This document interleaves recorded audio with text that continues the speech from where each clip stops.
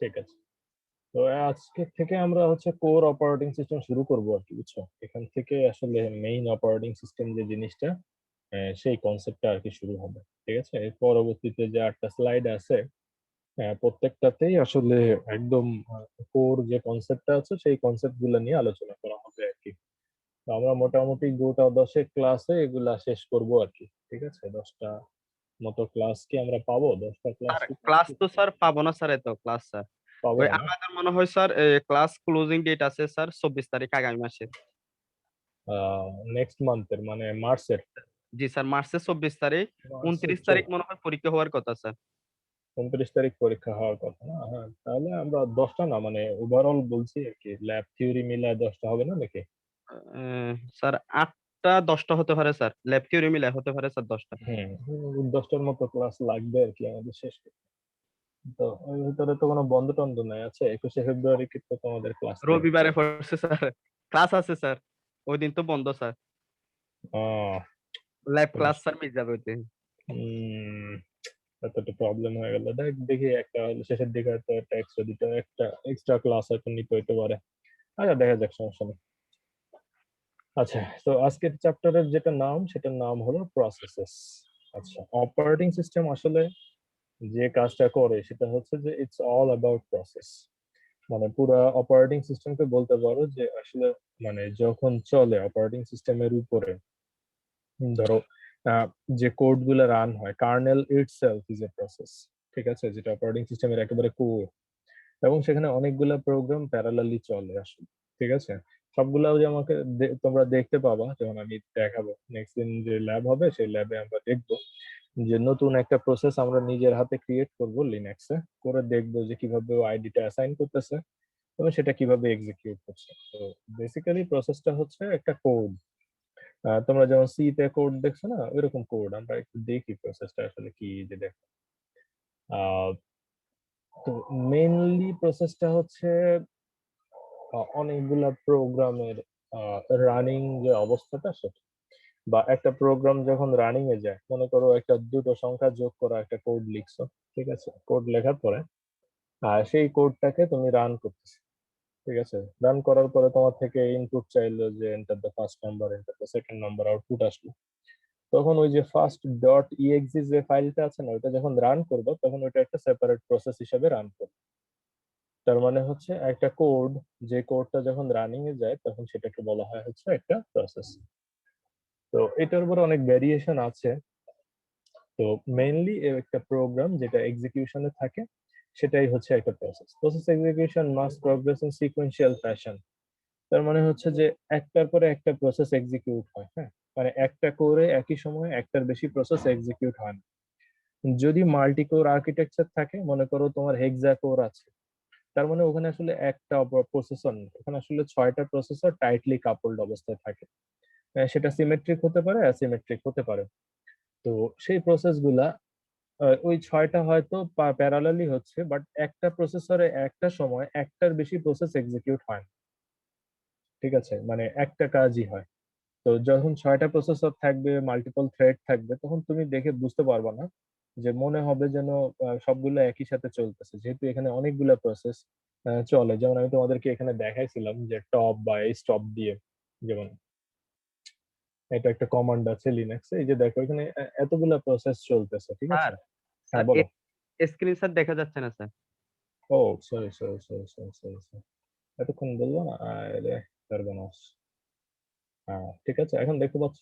জি sir, এখন আসছে sir. হ্যাঁ, বলবো না, আমি তো এতক্ষণ খেয়ালই করি না, স্যার দেখো। আমি মনে করতেছি স্যার আপনি এমনি বেসিক্যালি আলোচনা করতেছেন এরকম। আচ্ছা ঠিক আছে, যাই হোক। তো এখন এখানে দেখো সব কিছু ছিল না, এমনি জাস্ট নাম ছিল।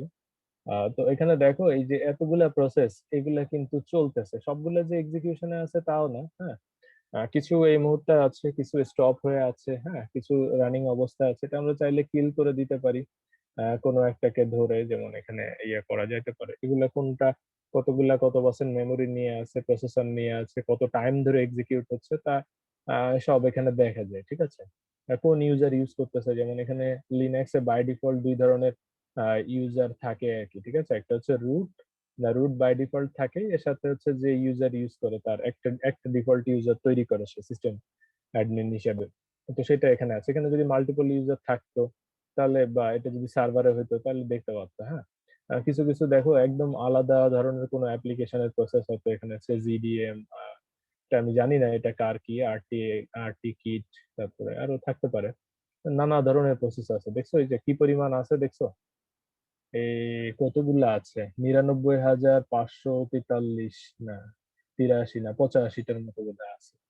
তো এতগুলা প্রসেস আছে, কিন্তু সবগুলা যে এই মুহূর্তে রানিং এ আছে তা না, কিছু মেমোরিতে আছে, কিছু এই মুহূর্তে রানিং হচ্ছে বা হচ্ছে না এরকম আছে।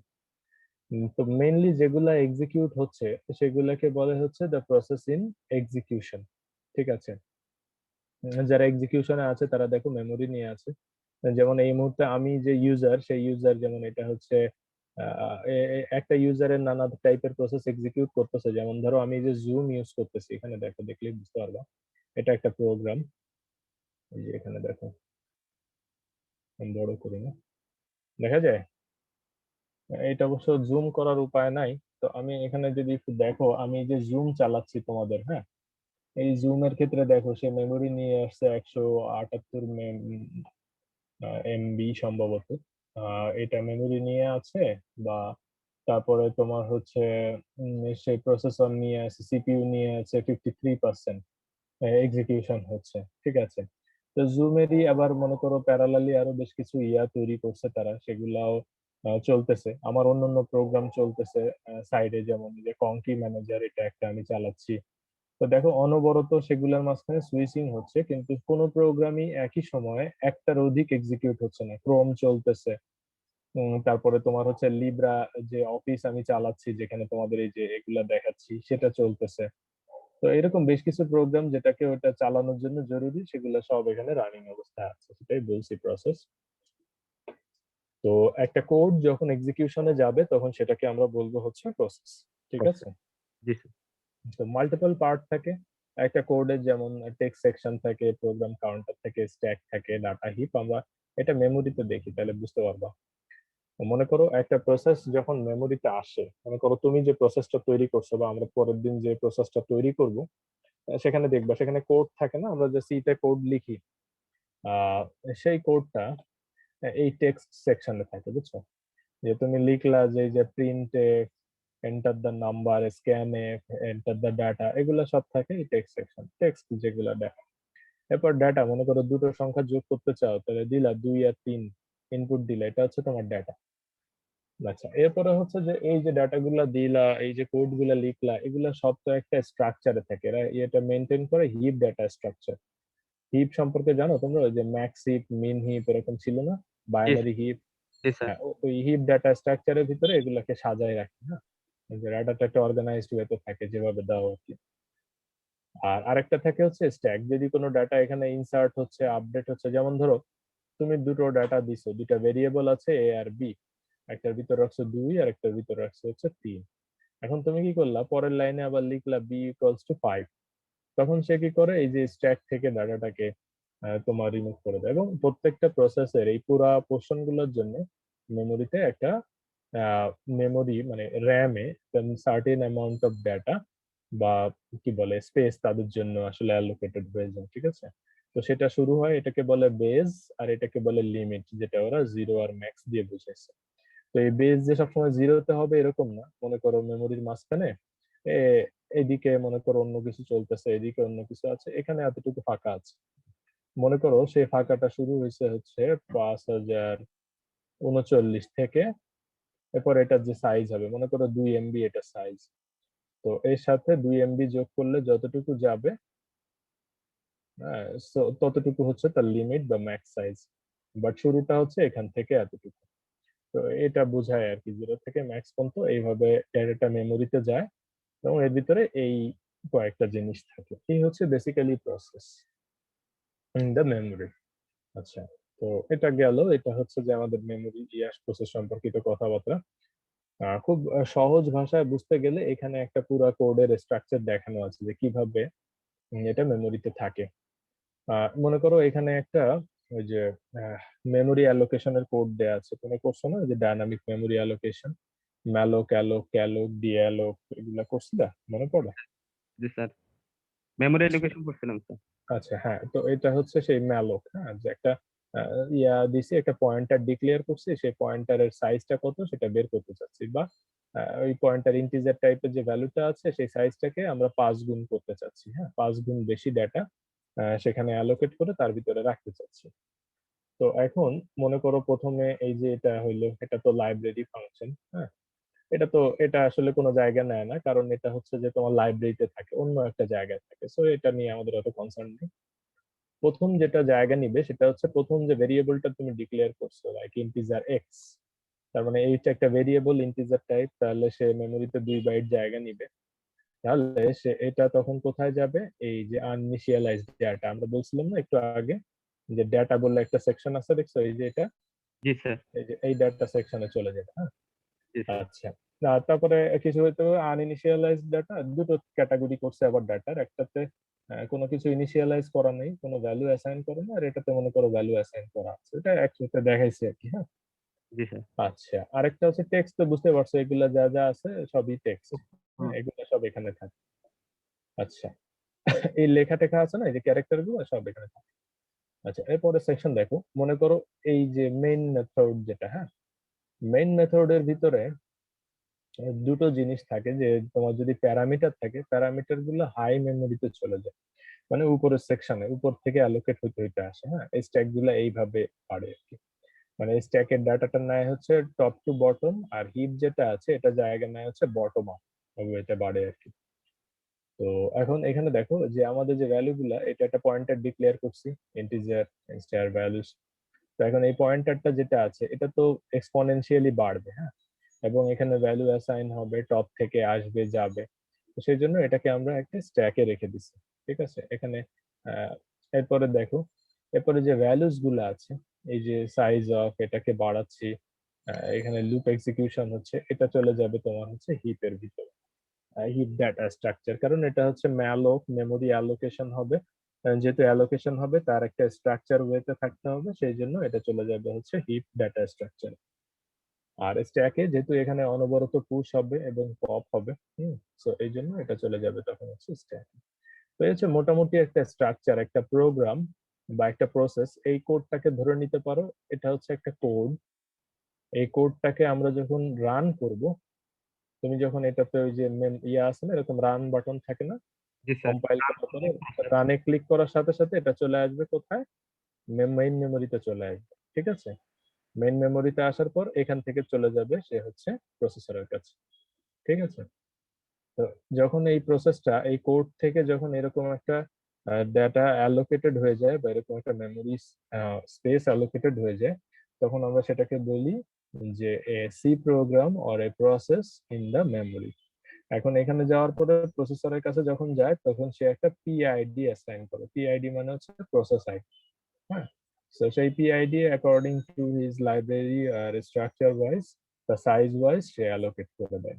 এই হচ্ছে মোটামুটি প্রসেসের ব্যাপার। তার মানে যে কোনো কোড তুমি যখন এটা এক্সিকিউট করবা, তখন সেটা হয়ে যাবে হচ্ছে প্রসেস। প্রসেস। এতটুকু মনে রাখলেই হবে। তাহলে প্রসেসে কি কি থাকে মেইনলি? তাহলে স্যার প্রসেসটা তাহলে নির্বাহরত প্রোগ্রাম। তো বেশ ভালো, ফেব্রুয়ারি মাস না, জি স্যার। ভালো, বাংলায় ভালো ছেলে, তো বাংলায় পড়া উচিত ছিল ইয়া, ভালো করতে। আচ্ছা, যাই হোক, ঠিক আছে, হ্যাঁ, এটা হচ্ছে, আমি জানি না ওটার বাংলা কি, হ্যাঁ, তো তুমি যেহেতু বললাম আমার মনে হচ্ছে ওইটাই। তার মানে প্রসেসটা যখন এক্সিকিউট করবে বা রান করবে, ঠিক আছে, জি স্যার। তখন সেটাকে আমরা বলবো কি, মানে প্রোগ্রামটা যখন এক্সিকিউট করবে তখন সেটাকে বলবো প্রসেস। প্রসেস, ঠিক আছে, হ্যাঁ। এই হলো মেইন ব্যাপার আর কি।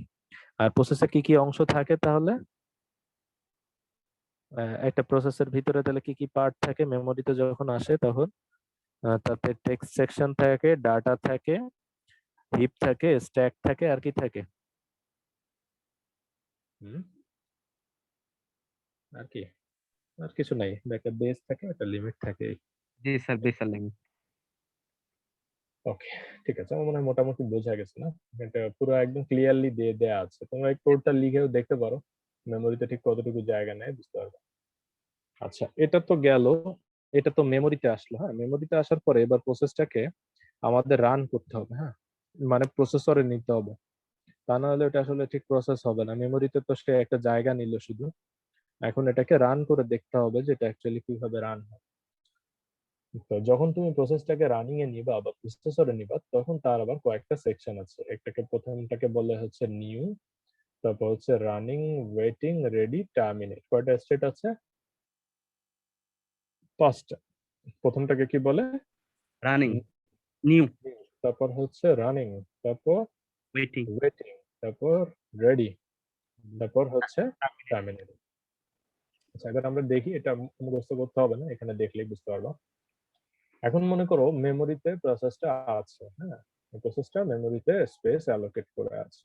মনে করো, এই জায়গাটুকুতে আমাদের এই প্রসেসটা আছে। কি কি আছে? টেক্সট আছে, ডেটা আছে, স্ট্যাক, হিপ টিপ সব আছে। এখন কথা হলো, আমি যখন এটাকে রান করব, রান করার সাথে সাথে সে এখান থেকে ডাটাটা প্রথমে ওই যে বললাম পিআইডি একটা অ্যাসাইন করে, process ID. Process ID assign করার পর তার মানে এটা নতুন প্রসেস হিসেবে সে স্বীকৃত হবে। কারণ ও আরেকটা ব্যাপার ভুলে গেছে, সেটা হচ্ছে কোন প্রসেসের পিআইডি একটা আইডি আরেকটার সাথে মিলবে না। মানে একটা ইয়াতে যত প্রোগ্রাম এক্সিকিউট হবে প্রত্যেকটার আলাদা আলাদা একটা আইডেন্টিটি থাকবে। ঠিক আছে, মানে কখনো দুটো প্রসেসের আইডি সেম হবে না, প্রত্যেকটার একটা ইউনিক ইয়া থাকে। কিছু প্রসেস আছে যেটা একদম কার্নেল প্রসেস, ওগুলা সিগনিফিকেন্ট, ওগুলাতে সাধারণত হাত দিতে দেয় না। তুমি যেগুলা করবে তার উপরে অনেক কিছু কন্ট্রোল রাখা যায়। আচ্ছা, আর তারপর প্রায়োরিটি সেট করা যায়, অনেক কিছু আছে, আমরা দেখবো পরে। তো এখন মনে করো নতুন একটা প্রসেস আসলো, তখন সেটাকে তারা ধরে নেয় এটা হচ্ছে একটা নিউ প্রসেস। এখন নিউ প্রসেস এখানে আসলো, আসার পরে সে ওখানে আসার পরে একটা সার্টেন টাইম তাকে বসায় রাখে, হ্যাঁ, তারপরে তাকে সে অ্যাডমিট করে দেয়। অ্যাডমিট করে দেয়া মানে তখন সে রেডি হয়। ওই যে আছে না আমাদের দৌড়ের মাঠে, দেখছো প্রথমে বলে না যে ওয়ার্ম আপ করে নিতে? জি হ্যাঁ, স্যার। জি। রেডি, হ্যাঁ, প্রথমে ঢুকলো, ঢোকার পরে এন্ট্রি দিল, এন্ট্রি দেওয়ার পরে এবার সে ওয়ার্ম আপটা করে নিচ্ছে, রেডি অবস্থানে আসছে। ঠিক আছে, রেডি মানে এখন সে এক্সিকিউশনের জন্য রেডি। যদি সে শিডিউল পায়, যদি শিডিউল পায়, এটাকে বলে শিডিউল আর ডিসপ্যাচ। এটা নিয়ে পুরো একটা চ্যাপ্টার আছে আমাদের, পরবর্তী চ্যাপ্টার, হ্যাঁ, পরবর্তী চ্যাপ্টারটা হচ্ছে এই শিডিউলিং নিয়ে, ওখানে আমরা দেখব। পরবর্তী না, এর পরেরটার পরেরটা, মানে 5 নম্বর চ্যাপ্টারে গিয়ে শিডিউলিং দেখব। তো রেডি হওয়ার পরে সে শিডিউল আর ডিসপ্যাচ আছে, মানে ওর টাইম হয়ে গেছে, তখন সে রানিং এ চলে যায়। এখন মনে করো রানিং অবস্থায় ধরো তুমি দুটো সংখ্যা যোগ করা প্রোগ্রাম করতেছো, ঠিক আছে? তো তখন কি করলে, এন্টার দা ফার্স্ট নাম্বার দিলে, তাহলে এই ডাটাটা কোথা থেকে দিবে? কিবোর্ড থেকে দিবে নাকি? জি স্যার। হবে না, তখন সে কি করবে, একটা আইও ইভেন্টের জন্য সে ওয়েট করবে। মানে যতক্ষণ তুমি ওই সংখ্যাটা ইনপুট না দিবা, এন্টার না দিবা, তাহলে তো সেকেন্ড সংখ্যা ইনপুট দিতে পারবা না, পারবা? না স্যার। তার মানে তখন সে একটা ওয়েটিং স্টেটে চলে যাবে। তখন কিবোর্ড থেকে ইনপুট দিলে সে বলবে যে আইও ইভেন্ট কমপ্লিশন হয়ে গেছে, তখন সে আবার রেডি হবে নতুন করে। আবার আসলো, আসার পরে দেখলো যে আরেকটা সংখ্যা চাচ্ছে, এন্টার দ্য সেকেন্ড নাম্বার, সেটা একটা আইও ইভেন্ট, হ্যাঁ। তখন সে ওয়েটিং এ যাবে, যাওয়ার পরে আইও ইভেন্ট কমপ্লিশন হয়ে গেল, আসার পরে আবার রেডিং এখান থেকে রানিং এ আসলো। এখন মনে করো তুমি এই যে রানিং এ আছো, হ্যাঁ, এটা মানে তখন দিচ্ছ, এই মুহূর্তে তোমার কম্পিউটারটা রিস্টার্ট নিল, নেয় না অনেক সময়, যে ফোর্স রিস্টার্ট নেয়, দেখছো এটা? জি স্যার। ধরো তুমি একটা কাজ করতেছিলে, তার মাঝখানে হঠাৎ এটা রিস্টার্ট নিল, বা মনে করো ওই প্রোগ্রামটা কে সরাই দিয়ে অন্য একটা কাজ করতে হইলো। তুমি ধরো এটা, আমি এই অবস্থায় আমি কি করলাম, আমি ব্রাউজার ওপেন করলাম, ফেসবুকে গেলাম, ঠিক আছে? তার মানে কি, এই প্রোগ্রামটাকে আমি রেখে অন্য একটা কাজ করলাম, তখন এটাকে বলে ইন্টারাক্ট। ঠিক আছে, একটা কাজের মাঝখানে আরেকটা করা, এটা আসলে ঠিক এরকম না, বোঝানোর জন্য বললাম আর কি। যে অনেক সময় দেখা যায় যে হাই প্রায়োরিটি প্রসেস চলে আসে, তখন সে সাময়িকভাবে এটাকে ওই ব্যাকিং স্থগিত স্টোরে রাখে রেখে কাজ দেয়। স্যার। জি স্যার। হ্যাঁ, স্থগিত রাখে কাজ অন্য হ্যাঁ, স্থগিত রাখে, ব্যাকিং প্রায়োরিটি স্টোরে আলাদা। রাখে। এটাকে বলে হচ্ছে তোমার ভার্চুয়াল মেমোরি বা সোয়াপ মেমোরি। ঠিক আছে, জি এটা স্যার। আমরা দেখবো চ্যাপ্টার 8 এ 9 এ দেখবো, হ্যাঁ। তো যে কিভাবে ব্যাকিং স্টোরে ডাটাটা রাখে, সেটা অনেক পরের কেস। তো এই ইন্টারাপ্ট হওয়ার সাথে সাথে সে কি করে, রানিং স্টেট থেকে আবার রেডিতে চলে যায়, হ্যাঁ। যাওয়ার পরে যখন ওই কাজ হয়ে যায়, তখন সে আবার রেডি থেকে রানিং এ যায়। যদি সব ঠিকঠাক থাকে তাহলে সে এই দুটাকে যোগ করে আউটপুট দিয়ে দেয় 5, আর তারপরে এক্সিট করে টার্মিনেট করে দেয়। বুঝতে পারছো? এই হচ্ছে লাইফ সাইকেল, হ্যাঁ। এটা হচ্ছে যে একটা প্রসেস কিভাবে এক্সিকিউট হয়, প্রসেসের রানিং যে সাইকেল সেটা। তো এই হলো মোটামুটি ব্যাপার, ঠিক আছে? প্রসেস যে এই ৬টা স্টেট ৫টা স্টেট আছে, এই স্টেটে থাকতে পারে। এবং প্রথমে নিউ অবস্থায় যাবে, দেন রেডি, তারপর রানিং। রানিং থেকে সে ওয়েটিং এ আসতে পারে, আবার রেডি থেকে রানিং এ যায়, দেন যদি সব ঠিকঠাক থাকে টার্মিনেট করে দেয়। আবার সবসময় যে ওয়েটিং এ আসবে তাও না, ওয়েটিং তার দরকার নাও হতে পারে। যদি ইন্টারাপ্ট না হয়, আইও ইভেন্ট না থাকে, তাহলে ডিরেক্ট রানিং থেকে সে টার্মিনেট করে দিবে। বুঝতে পারছো? জি স্যার। বুঝে গেছো? বলো কি পারবো না? তাড়াতাড়ি বুঝে গেলা? আচ্ছা, যাই হোক, বুঝলেই ভালো। এটা বোঝাটা আসলে মানে ডিফিকাল্ট কাজ, বুঝছো? কারণ হলো যে এটা তো নর্মালি দেখতে এরকম মনে হচ্ছে, বাট আসলে এটা একটা ভাস্ট জিনিস। মানে এটার পরিসর আসলে ব্যাপক। তো আপাতত তোমরা শুধু এটা জেনে রাখো, পরে যখন আস্তে আস্তে তোমরা আরো ক্যাপাবল হবা, তখন এটাকে রিলেট করতে পারবে যে আচ্ছা ও এইভাবে তাহলে কাজটা হয়। এই জন্য এই থিওরিটা মাথায় রাখা দরকার। এনিওয়ে, এখন দেখো, প্রসেস শুধু ক্রিয়েট করলেই হয় না, তাকে কন্ট্রোলও করতে হয়। তো প্রসেস কন্ট্রোল করার জন্য আমাদের একটা ব্লক আছে, বা ব্লক ডায়াগ্রাম বলতে পারো। সেটা দিয়ে মোটামুটি এটাকে কন্ট্রোল করে। তো সেখানে কয়েকটা জিনিস আছে যেগুলা দিয়ে বেসিক্যালি প্রসেসটাকে কন্ট্রোল করা হয়। তো এর ভিতরে এই সেকশনটা আছে, এটাকে বলে পিসিবি। তো এই পিসিবির ভিতরে প্রথমে আছে প্রসেস স্টেটস, আমরা মাত্র দেখছি তাই না? কি কি স্টেট ছিল যেন মাহফুজ? স্যার রেডি, হুম। আর এরপর টার্মিনেটেড, ওয়েটিং, হুম হুম ওয়েটিং, হুম টার্মিনেটেড, হুম এরপরে sir new, ready, running, waiting, terminate, পাঁচটা, তাই না? তাহলে এই প্রসেস স্টেট গুলো সব এখানে থাকবে, ঠিক আছে? যে প্রত্যেকটা স্টেট অবস্থা সেট করে রাখবে, এটা একটা ব্যাপার। এরপর হচ্ছে প্রোগ্রাম প্রসেস নাম্বার। আমি বলছিলাম না পিআইডি বলে একটা জিনিস আছে, sir process ID. ID number. Computer হচ্ছে ওই আইডি দিয়ে তাকে বুঝায়। Program counter. আচ্ছা, একটা প্রসেসের ভিতরে মনে করো যে একটা কোডের ভিতরে আরো মাল্টিপল কোড থাকতে পারে, ঠিক আছে? যে অনেকগুলা কোড মিলা একটা, হয় না? আমরা ওদের একটা প্রজেক্টের অনেকগুলা সেকশন থাকে না, যে অনেক সময় রান হয়, হ্যাঁ? তো তখন সেটা থাকতে পারে যে ঠিক কতগুলা প্রোগ্রাম আসলে রানিং হচ্ছে, বা মনে করো যে কতগুলা প্রসেস রান করতেছে তার একটা কাউন্টার থাকে। মনে করো এই মুহূর্তে এই প্রসেসর 3টা প্রোগ্রামকে হ্যান্ডেল করতেছে, তাহলে এটা হবে টিম। তারপর হচ্ছে রেজিস্টার। রেজিস্টার্স হচ্ছে যে এটা যখন মেইন মেমোরি থেকে ডাটা প্রসেসরের কাছে যায়, তখন এটা অ্যাকচুয়ালি প্রথমে যায় হচ্ছে রেজিস্টারের কাছে, হ্যাঁ? যে রেজিস্টার আসলে কতটুকু ধারণ করতে পারবে, কোন মুহূর্তে ওই মুহূর্তে কোন ডাটাটা দরকার, সেটা হচ্ছে ওখানে অ্যালোকেটেড হবে। তোমাদের ভাইবার সময় আমি জিজ্ঞেস করলাম যে সব থেকে ফাস্টেস্ট মেমোরি কোনটা, কেউ বলতে পারলাম না। Registrar sir. অথচ হায়ারার্কি দেখাইছিলাম, হ্যাঁ, যে রেজিস্টার হচ্ছে প্রসেসরের ভিতরে বান্ডেল থাকে, জি স্যার। ঠিক আছে? তোমরা গত সেমিস্টারেও দেখছো যে 8086 এ ছিল না এক্স জি স্যার। ডিএক্স ইএক্স জি একটা স্যার। ছিল। তো ওগুলো হচ্ছে সব থেকে ফাস্টেস্ট, কারণ ওটা প্রসেসরের মধ্যে বিল্ট ইন থাকে। তো এটা, এরপরে হচ্ছে ক্যাশ, ক্যাশ তারপরে হচ্ছে মেমোরি, আমাদের এরপরে মেইন মেমোরি। তারপরে হচ্ছে মেইন মেমোরি বা র্যাম। জি স্যার। র্যামের আবার ভেরিয়েশন আছে, ডি র্যাম আছে, এস র্যাম আছে। তো এটার আবার ভেরিয়েশন আছে। আচ্ছা, তারপরে হচ্ছে মেমোরি লিমিটস। একটু আগে আমরা দেখাইছিলাম যে কতটুকু মেমোরি থাকবে, 0 থেকে ম্যাক্স, যে বেজ আর লিমিট আর কি, যে লিমিট। কতটুকু জায়গা নেবে। List of open files. যদি এই প্রোগ্রামে কোনো মনে করো যে কোনো ফাইল রিলেটেড কাজ থাকে, হ্যাঁ, যে মাল্টিপল ফাইল দিয়ে কাজ হচ্ছে, তখন সে কতগুলা ফাইল নিয়ে সে কাজ করতেছে সেগুলোরও একটা লিস্ট থাকবে। এই মোটামুটি হচ্ছে পিসিবি, ঠিক আছে? এই বাদে আইও স্ট্যাটাস ইনফরমেশন আছে, যে ইনপুট আউটপুটের ডাটা কতটুকু নিচ্ছে, কোন প্রসেসের সাথে কানেক্টেড, হ্যাঁ, সেগুলা থাকে। অ্যাকাউন্টিং ইনফরমেশন, এটা হচ্ছে যে অ্যাকাউন্টিং বলতে এটা বেসিক্যালি সিপিইউ কত সময় ইউজ করতেছে, কতক্ষণ ধরে সেটা শুরু করলো, তারপরে কত সময় আর নিবে নিবে কতটুকু টাইম লিমিট তার জন্য অ্যালোকেটেড আছে, এগুলো হচ্ছে অ্যাকাউন্টিং। আর memory allocated to the process কতগুলো থাকে, তা মেমোরি ম্যানেজমেন্ট, শিডিউলিং ইনফরমেশন থাকে, সিপিইউ রেজিস্টার, এটা তো বললামই। এই মোটামুটি হচ্ছে একটা প্রসেস কন্ট্রোল ব্লকে থাকে, যে এটা পুরো প্রসেসকে নিয়ন্ত্রণ করার জন্য। এটাও কিন্তু উম, এটা হচ্ছে যে প্রসেসের তোমার হচ্ছে ব্লক ডায়াগ্রাম বলতে পারো, যা যা থাকে তার একটা কন্ট্রোল স্ট্রাকচার। থ্রেডস নিয়ে আমরা পুরো একটা চ্যাপ্টার পড়বো, এবং এখানে তোমাদের একটু কাজও থাকবে। সো আপাতত আমি থ্রেডসটাকে স্কিপ করে যাচ্ছি। আচ্ছা, এখানে কিছু সি এর ডাটা স্ট্রাকচার, সি এর কিছু কোড দেয়া আছে, তুমি চাইলে এটা করে দেখতে পারো। এখানে যেহেতু লেখাই আছে সি তে, এটা একটু চালায় দেখতে পারো যে কিভাবে এটা তৈরি হচ্ছে। প্রসেস একটা ক্রিয়েট করতেছে, তো তারপরে সেটাকে কিভাবে এক্সিকিউট করতেছে সেই রিলেটেড একটা ছোট কোড দেয়া আছে। এটাই ইউনিক্স টাইপের স্ট্রাকচার এবং সি দিয়ে লেখা। আচ্ছা, প্রসেসে দুই ধরনের শিডিউলার আছে।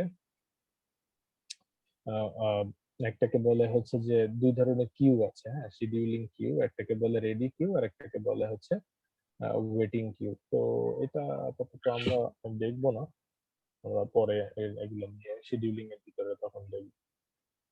আচ্ছা, এগুলো আপাতত না দেখলেও চলবে। এটা হচ্ছে প্রসেস শিডিউলিং, এই ছবিটা পরের চ্যাপ্টারেও আছে, মানে 5 নম্বর চ্যাপ্টারেও আছে। তো তারপরে আমি একটু বলে যাই, ওখানে আমরা একটু ডিটেলস দেখবো। মনে করো অনেকগুলা প্রোগ্রাম নিউ থেকে মানে অ্যাডমিটেড হয়ে রেডি কিউতে আসতে পারে, ঠিক আছে?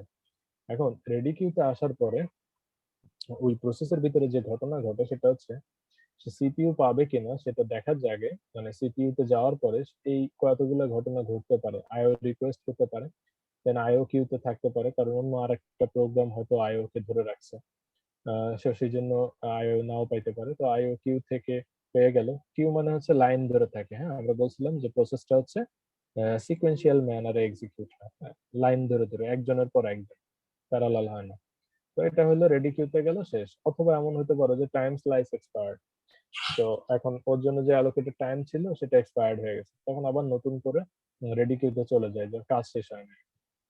চাইল্ড প্রসেস ক্রিয়েট করতে পারে, হ্যাঁ, তারপরে হচ্ছে এটাকে টার্মিনেট করে, চাইল্ড গুলো টার্মিনেট করে দেন আবার রেডি কিউতে যায়। চাইল্ড কি আমরা একটু পরে দেখবো। আর হচ্ছে ওয়েট ফর অ্যান ইন্টারাপ্ট, এমন হতে পারে যে কোনো একটা ইন্টারাপ্টের জন্য দরকার, সেটার জন্য সে ওয়েট করতেছে, বা ওই ইন্টারাপ্টটা তার হচ্ছে যে এক্সিকিউশনের জন্য দরকার। দেন ইন্টারাপ্ট কিউতেও অন্য প্রসেস থাকতে পারে, তাদের জন্য আবার কিউতে পড়ে যাবে। দেন ইন্টারাপ্ট অকার করলো, রেডি কিউতে গেল, শেষ হয়ে গেল। এটার কোনোটাও নাও ঘটতে পারে, তখন সরাসরি ডিরেক্ট রেডি কিউ থেকে সিপিইউ হয়ে আউটপুট চলে। এই হচ্ছে মোটামুটি ব্যাপার।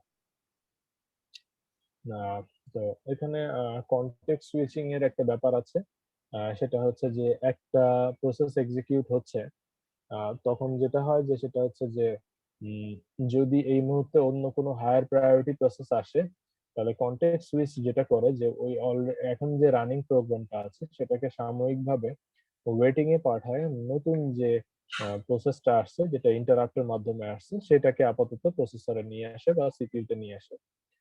পরবর্তীতে ওটাকে আবার আগের অবস্থানে এনে রান করা। এই যে একটা প্রসেস থেকে রানিং অবস্থায় আরেকটা প্রসেসে সুইচ করা, এই প্রক্রিয়াটাকে বলা হয় হচ্ছে কনটেক্সট সুইচিং। ঠিক আছে, দুটোর মাঝখানে সুইচিং করে, switches from one process to another, এটা হচ্ছে কনটেক্সট সুইচ। এটা মাথায় মনে রেখো, এটা বিভিন্ন জায়গায় দেয় যে কনটেক্সট সুইচিং জিনিসটা কি। তোমরা দেখছো না ওই যে বিভিন্ন নাটক, সাসপেন্স মুভি বা বই, থ্রিলার বইয়ে দেখায় না যে একটা ঘটনা দেখাইলো সাথে সাথে আরেকটা ঘটনা প্যারালালি দেখায় আসে, হ্যাঁ, যে এটার সাথে পরে আবার এটাতে ব্যাক করে, এরকম আর কি, মানে কনটেক্সটটাকে সুইচ করে দেয়। এই হচ্ছে ব্যাপার। তো এখন দেখো, এই আমি যা বললাম সেটা এখানে লেখা আছে যে when CPU switches to another process the system must set the state to older process and load the save state to new process via context switch। context switch এই কাজটা করে থাকে। এই মোটামুটি কনটেক্সট সুইচের কনসেপ্ট। এটা হচ্ছে মাল্টিটাস্কিং এর এক্সাম্পল, এটা না পড়লেও চলবে, এটা জাস্ট একটা মানে সিনারিও বলা আছে যে তোমাদের যে মোবাইল বা অ্যান্ড্রয়েড ডিভাইস যেটা ইউজ করতেছে, হ্যাঁ, তো এখানে আসলে ফোরগ্রাউন্ড, ব্যাকগ্রাউন্ড এটা আছে, তারপরে হচ্ছে যে এটা যেহেতু একটা ফিউয়াল লিমিটের মধ্যে সে কাজ করে, তো এটা অলমরত তাদেরকে এই কনটেক্সট সুইচটা করতে হয়, যেহেতু এটার মোবাইল ইদানিং অবশ্য মেমোরি অনেক বেড়ে গেছে, বাট আগে এই জিনিসটা অনেক ছিল, যেহেতু সীমিত সম্পদের ব্যবহার করতে হতো। তো এই জন্য এই সার্ভিসেস গুলোর মাঝখানে একটা সমন্বয় করতে হতো এবং অনবরত ফ্রন্ট এন্ড থেকে ব্যাক এন্ডে ডাটা আনা এবং সেখান থেকে নিয়ে যাওয়া, এই লো মেমোরির ভিতরে অ্যাক্সেস করা ডিফিকাল্ট। তো আহ, এখানে দুটো জিনিস আছে, একটা হচ্ছে প্রসেস ক্রিয়েশন আর একটা হচ্ছে প্রসেস টার্মিনেশন। এই দুটো প্রসেসই আমরা নেক্সট দিন ল্যাবে দেখবো, যে আমরা একটা প্রসেস ক্রিয়েটও করবো এবং সেটাকে টার্মিনেটও করবো। টার্মিনেট করা মানে কি, টার্মিনেটর বাংলা কি বলো তো? সমাপ্তি মনে হয় স্যার। সমাপ্তি, হ্যাঁ, শেষ করা, গুড। টার্মিনেট মানে শেষ, টার্মিনেশন শেষ। হ্যাঁ, সো এখন এখানে দেখো প্রসেস ক্রিয়েশনের জন্য আমাদেরকে প্রথমে একটা প্যারেন্ট প্রসেস যেটা আছে সেটা ছোট ছোট সাব প্রসেস ক্রিয়েট করে। যেমন তোমরা দেখছো না যে যখন মেইন মাদারশিপ থেকে দেখবা যে চাঁদে নামার জন্য তারা হচ্ছে লুনার মডিউল ইউজ করে, যে মাদারশিপটা ঘুরতে থাকে সেখান থেকে এই মডিউলটা দিয়ে কাজ করবে। কাজ করার পরে তারা আবার যখন কাজ শেষ শেষ হয়ে যায় ওই লুনার মডিউল আবার এসে প্যারেন্টের সাথে যোগ দেয়। ঠিক আছে, তার মানে একটা বড় প্রসেস যখন কাজ করে তখন সে কাজের সুবিধার জন্য ছোট ছোট চাইল্ড প্রসেস তৈরি করে। ওই চাইল্ড প্রসেস গুলা তাদের কাজ করে আবার হচ্ছে প্যারেন্টের কাছে ফিডব্যাক দেয়। ঠিক আছে, যেমন ধরো তুমি একজন সুপারভাইজার, তোমার আন্ডারে 5 জন কর্মী দিয়ে দিছি, কাজটা তুমি নিছো, ওদের দিয়ে করাচ্ছ, তুমি তদারকি করতেছো। ঠিক আছে, ওদের তোমার কাজটা কখন শেষ হবে, যখন ওদের কাজ শেষ হবে তখন, তাই না? ওরা কাজ শেষ করে রিপোর্ট করবে সবাই, তখন তুমি বুঝবা যে এটা হচ্ছে যে কমপ্লিট, তাই তো? তো ব্যাপারটা ওইরকম আর কি, যে এটা আসলে চাইল্ড প্রসেস তৈরি করে এবং চাইল্ড প্রসেস গুলা ওই একটা ট্রি মাধ্যমে কানেক্টেড থাকে, ট্রি স্ট্রাকচারের মাধ্যমে। এবং প্রত্যেকটা চাইল্ড প্রসেস এটা একটা ইন্ডিভিজুয়াল প্রসেস হিসেবে কাজ করে। বাট যদি ওটা স্বতন্ত্র প্রসেস না, ছোট ছোট ওই প্রসেসের ভিতরেই কাজ করে, যেমন ছোট ছোট কোড আকারে প্যারালাল এক্সিকিউশন হয়। হওয়ার পরে তারা হচ্ছে প্যারেন্টের কাছে রিপোর্ট করে প্রত্যেকে তাদের কাজটা, এবং এটা একটা ট্রি ডাটা স্ট্রাকচার মেনটেন করে। তো এখন দেখো এখানে সাধারণত ওরা যেটা করে এটাকে ম্যানেজ করে প্রসেস আইডি দিয়ে। ঠিক আছে, প্রসেস আইডি বা পিআইডি আমি একটু আগে বলছিলাম। তো এটা রিসোর্স শেয়ারিং অপশন, এখানে ব্যাপারটা হলো কয়েকটা ব্যাপার আছে এখানে, যেমন children and parent share all the resources. মনে করো তোমার বাসায় যে তোমাদের যে বাড়ি, সেখানে ওখানে ওই বাড়ির ভিতর যা যা আছে সব তোমাদের প্রপার্টি, তাই না? জি তোমাদের স্যার। প্রপার্টি কিনা, দেখো তোমার বাবা মার বা জি স্যার। তোমার তোমার ভাই বোনের যা আছে সব মিলাই তো তোমাদের। তো জি স্যার। এখন এখানে parent and children share all the resources, সব resources. Children share subset of parent resources. তার মানে চিলড্রেন যারা আছে, তোমরা কি করো, তোমরা তো তোমার তুমি যেহেতু ধরে পিতা নাও মাতার যে তুমি, আন্ডারে।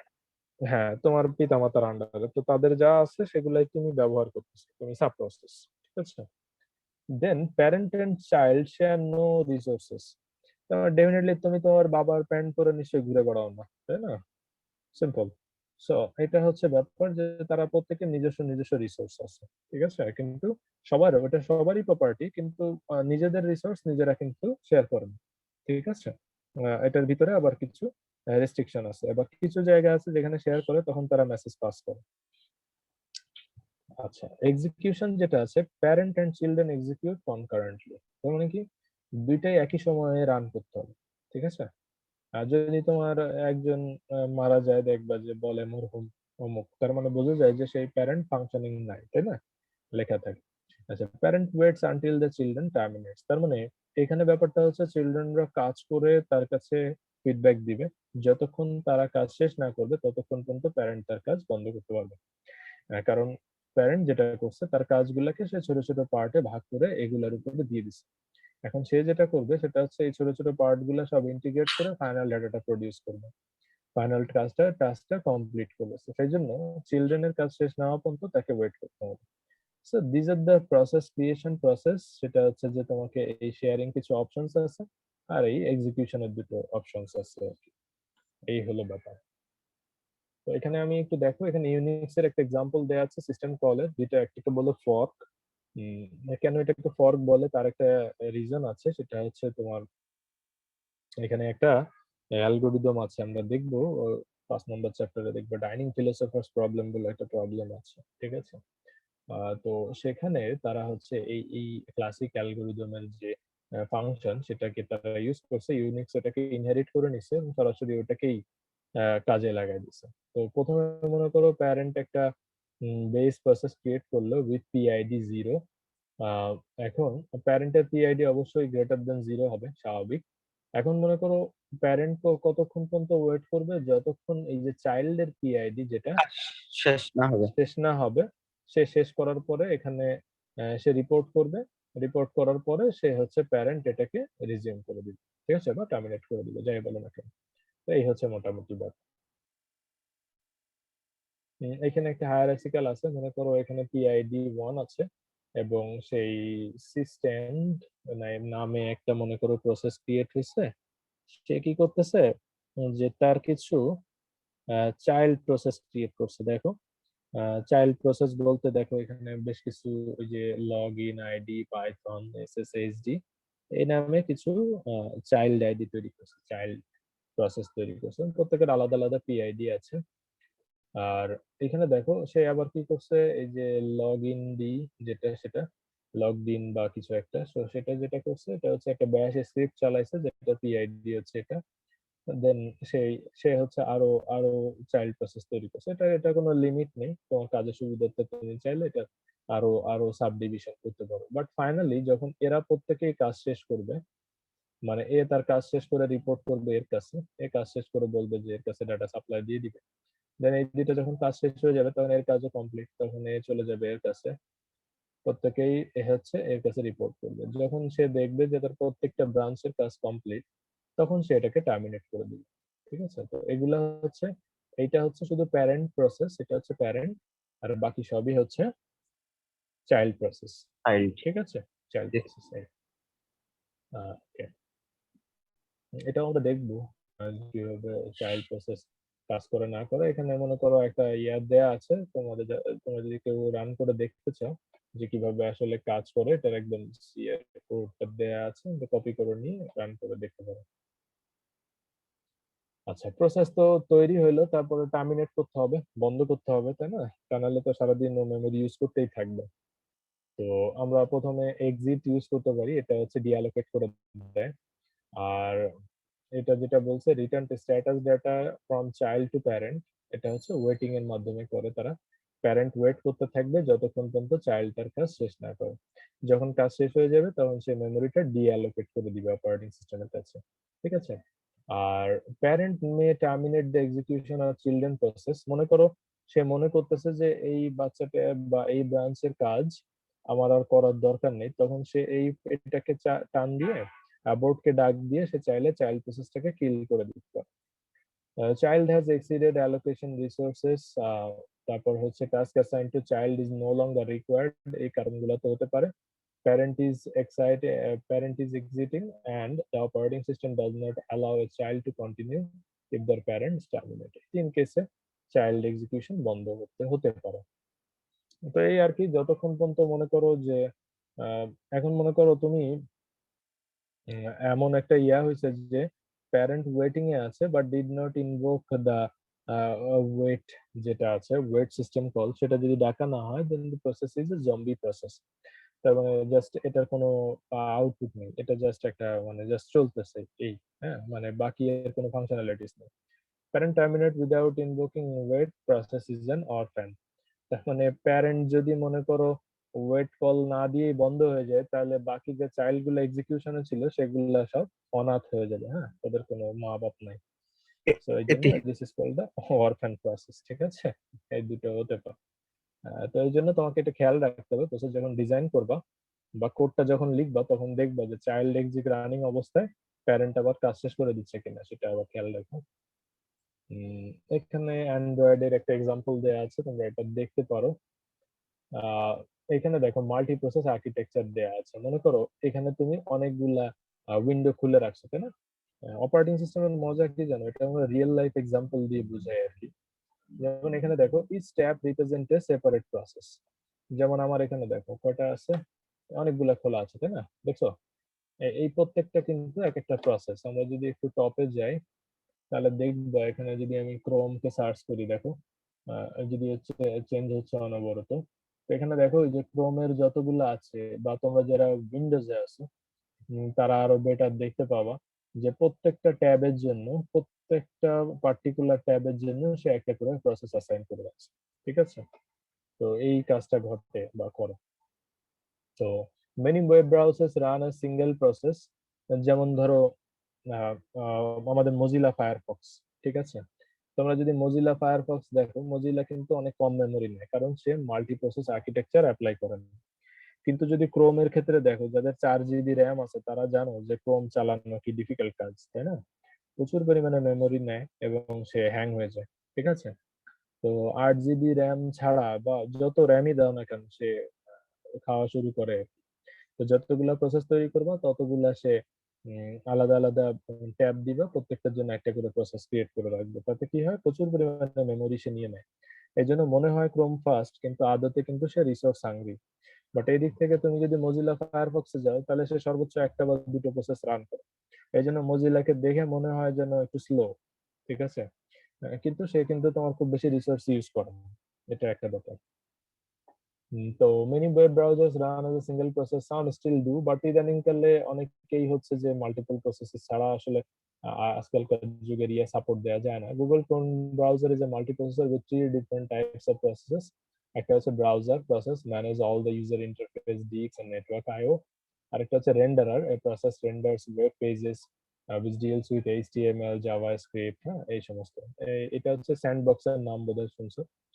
disk and network IO and minimizing effect of the security exploits। আর এটা প্লাগইন, অনেক টাইপের প্লাগইন থাকতে পারে। তো তোমরা বিভিন্ন সময়, যেমন একটা কমন প্লাগইন হলো কি অ্যাড ব্লকার, তাই না? এই যে আমরা যেমন অ্যাড ব্লকার প্লাস ইউজ করি, এই সমস্ত এই তিনটা ডিফারেন্ট ডিফারেন্ট প্রসেস একই সময় রান করে। এ বাদে আরো অনেকগুলো রান করে। তোমরা দেখবা যে ক্রোম যখন চলে ওখানে অসংখ্য প্রসেসও ইচ্ছা মতো রান করে। আর লাস্ট যে টপিকসটা আছে এই চ্যাপ্টারে, সেটা হচ্ছে আইপিসি বা ইন্টার প্রসেস কমিউনিকেশন। তো ইন্টার প্রসেস কমিউনিকেশন বলতে মাল্টিপল প্রসেস যখন রান করতেছে তারা নিজেদের মধ্যে ইন্টারঅ্যাক্ট করে, হ্যাঁ? তো একজনের ডাটা আরেকজনের কাছে শেয়ার করে। তো কিভাবে এটা কেন দরকার হয়, সেটা হচ্ছে information sharing, competition speed up, modularity, আর হচ্ছে কনভিনিয়েন্স। এই চারটা সুবিধার জন্য আমরা আসলে ইন্টার প্রসেস কমিউনিকেশন ইউজ করি। দুটো মডেল আছে, একটাকে বলে শেয়ার্ড মেমোরি মডেল আর একটাকে বলে মেসেজ পাসিং। এটা হচ্ছে শেয়ার্ড মেমোরি। মনে করো দুটো প্রসেস আছে, দুটোর জন্যই সেম থালা। ওই যে তোমরা যখন পাবলিকে যাও না, একটা থালা দেয় না বড়, তার ভিতরে খাবার টাবার দেয়, সবাই সেখান থেকে খায়। গেছো পাবলিকে কেউ? খাইছো খুব গেছিলাম সুন্নতি স্যার খাবার। এসএসসি পাস করার পরে স্যার। হ্যাঁ, এসএসসি পাস জি করার পরে স্যার। সবাই যায়। কয়দিনে গেছিল? 3 দিন? না স্যার, আমি এক্সপেরিয়েন্স দিনের জন্য গেছিলাম 3 দিন স্যার। 3 দিন, হ্যাঁ। আচ্ছা স্যার এখন টিকতে দেখো। দেয় না স্যার এসএসসি পাস করার পরে স্যার, না গেলে হ্যাঁ, বুঝি নাই। টিকতে দেয় না স্যার, বাসায় থাকতে দেয় না। ও আচ্ছা। হ্যাঁ, তুমি তো নিয়ত করছো, আর এসএসসির আগে সবার মন দুর্বল থাকে, তো তখন সবাই নিয়ত করেই। হ্যাঁ, রেজাল্টের আগ দিয়ে আরো বেশি যায়। তো যাই হোক, সবাই যায়, আমিও গেছি। তো যাই হোক, এটা বলে লাভ নেই। আচ্ছা এখন এখানে দেখো, তো ওখানে দেখবো খাইতে দেয় হচ্ছে কি 4 জনে বা 3 জনে একটা বড় প্লেট নিয়ে সেখানে বসায় দেয়, তাই না? খাইছো এরকম? স্যার আমি আলাদা খাইতাম স্যার, আমি খাইতে পারতাম না। আচ্ছা, না যাক, যেখানে আছো, when in Rome, do what the Romans do। হ্যাঁ, সো এখন তুমি যেখানে যা আছো সেখানে সেই পদ্ধতিতে কাজ করতে হবে। তো এরা কি করে, শেয়ার্ড মেমোরি মডেল বলতে পারো এটাকে। একটাতেই খাবার দেওয়া হয়েছে, সেখান থেকে সবাই নিচ্ছে। বুঝতে পারছো? জি স্যার। আচ্ছা, তো এখন এই কমিউনিকেশনে কার্নেলের শুধু একটা পারমিশন লাগে, দ্যাটস ইট, আর কিছু লাগে না।